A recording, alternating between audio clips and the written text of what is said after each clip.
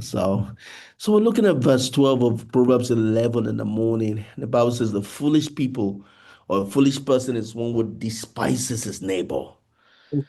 He says his neighbor. And that's important, because Jesus was teaching the greatest commandment. He says the greatest commandment is to love the Lord your God with all your might, all your strength, all your everything, might, power, spirit, soul.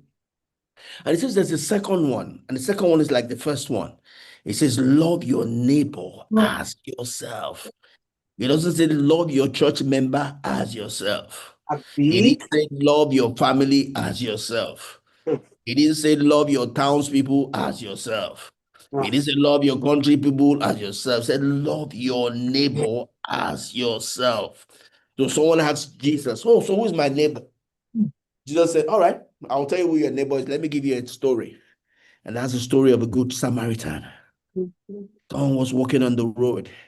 He was waylaid by armed robbers. He was going towards Jerusalem, so more hopefully he was a Jew.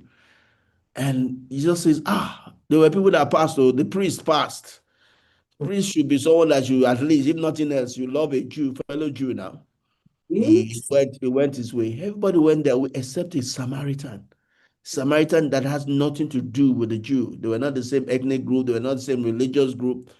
We just saw him as a fellow human being in trouble and in need of help.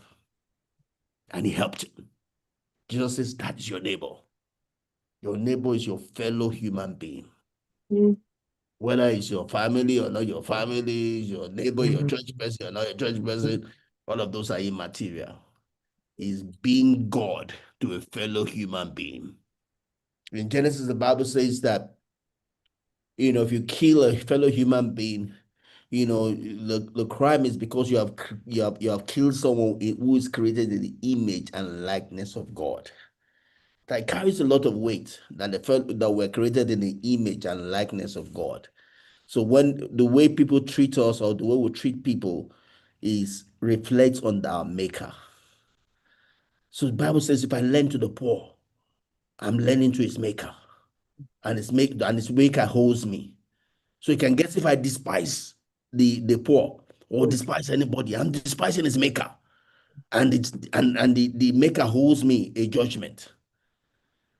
Oh, and let's bring it down to our level. When you are sick, the person that helps you is the person that is closest to you, not your family that is far away.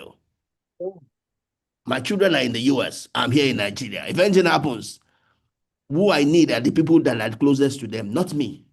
The people closest to them will provide better help than I can. Yes, I can move money, but I can't be there physically. I had my cousin that was sick some time ago.